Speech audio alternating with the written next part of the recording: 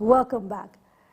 Sir, why should the Southeast, but more specifically the Indigbo, vote for President Jonathan again? Well, for me, again, because he is the best of the candidates that are contesting today. In terms of why, because apart from saying that he's the best in terms of he's humble, he's simple, he's approachable, he's not somebody, these are qualities of a leader. Apart from that, in terms of what is he going to do, let me give you an example. In this country, we've clamored for international airports and saying every zone can boast of an international airport, except us. In the past, nobody listened to us.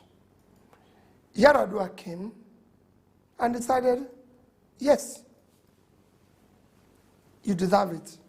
Jonathan came and actualized it. And it can go to Enugu Airport today. They are building 5 new international terminals that will change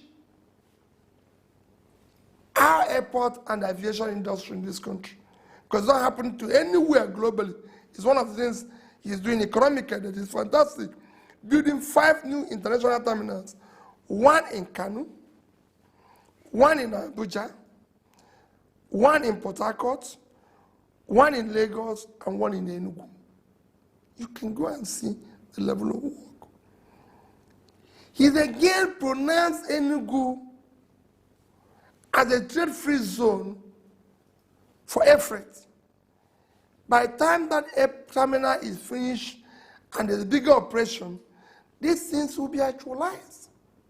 So now, yeah. So going forward, though, because you know these are things he has started. Go on, yes.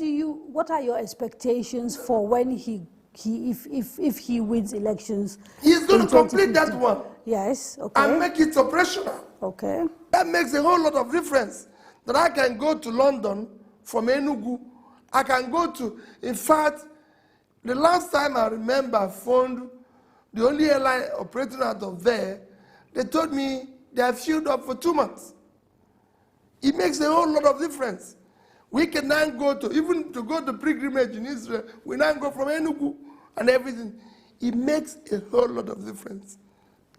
Today, Owerri, Onitsha Owerri, is completed. Owerri Port Harcourt. What are you talking about? Roads? Or, right. It's about being completed. There's quite a number. They've now re-awarded the Port Harcourt Enugu Road to good contractors. Working with the World Bank, the Ministry of Works have completed Enugu, Abakaliki, up to Cameroon. I can go on, and there are quite a number of ongoing projects that we want him to continue with.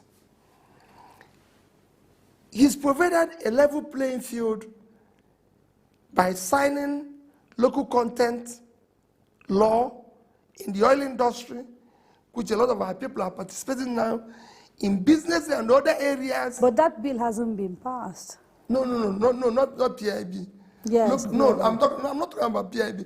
I'm talking about local content. That was, I think, before his time. No. It was Eradua. No, he signed it into law. He signed it into law. Local content was signed into law by Jonathan. You've spent considerable time outlining the things that you say the president has done, which no other president in the history of Nigeria has done. Apart from the Civil War, no other president has actually lost territory to a group of people who have hoisted a flag that is not the Nigerian flag, but President Jonathan did. What about that particular issue that he has with security? What we are going through in security area now is a global thing. It's not peculiar to Nigeria.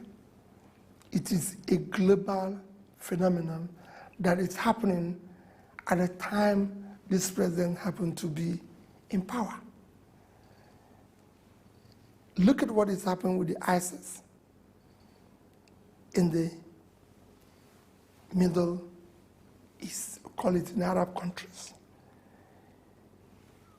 We have Boko Haram here, which is part of that global situation, which was, you can say, got worse or was escalated by the collapse of the various governments in the Arab countries, from Egypt to Libya to this to Chad and all the surroundings and everything that got worse. And it caught us what you can call at a time when, both in terms of training, both in terms of equipment and everything, to our security was not at its best. If you look at it, I just watched where President Jonathan commissioned 4 ships, and the chief of naval staff, not Jonathan this time, not PDP, not even, said that since Shagari, this is the first time they are commissioning a ship, and they're commissioning 4. So what, this is what it said. In your opinion, is the president's performance on security? I'm telling you. You see, look at what is happening now. When it started, of course, military equipment and training is not what you buy off shelf. It took time for him to be able to say, wait a minute. We're going to look for, the military is not trained, they need equipment, they need this and all that. But you see, what is happening in Nigeria is that while in ISIS or any other place is happening globally, when it happens, instead of the citizens becoming more patriotic and running around their president and saying, this is our problem, they see it as if it's Jonathan's problem. So you've not been able to tell me what his performance is. So outside the context, his performance today, his performance, is it good? Is it fair? Is it average? Is it bad? Today, fantastic. Even by global, don't you see what is happening? The entire Adamawa have been recovered. Yobe is about, in the next few days, everything in Yobe will be gone. And we're not left with Medugri. So his performance by all, you even see the National Assembly that you've been referring with, which is not even controlled by PDP, have all said kudos. Everybody. When 9/11 happened in America, the most secure country in the world, attack was even on their most secured infrastructure, the Pentagon, and as well as the Twin Tower. President Bush had to run to the bunker. If it was Nigeria that they attacked anywhere in Abuja, and President Jonathan ran back to even the villa, the president went to take cover. Okay, so can I tell you, perhaps the difference is that with 9/11, every American came out. The difference is that the Americans never had a president who came out to say, oh, the people who are causing this trouble are doing it to embarrass my government, or because they don't want me to be in office because I'm a president from a certain part of the country. I'm from the South. Let me tell you. How do you rally around a government that does that? We had people in government specifically saying that Boko Haram is a problem that was instigated by northern elite in order to embarrass a southern president that they didn't want in office.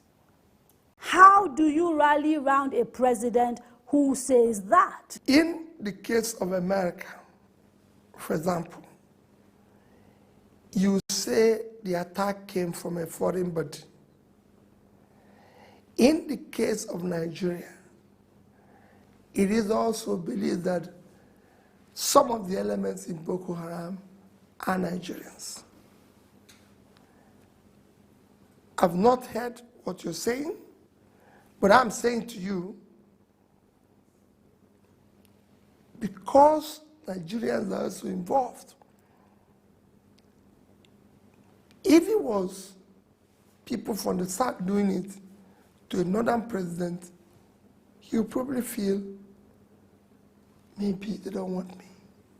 Let us take a break. When we return, we speak about Mr. Obi's time as governor and his recent decision to abandon the party that took him to State House twice.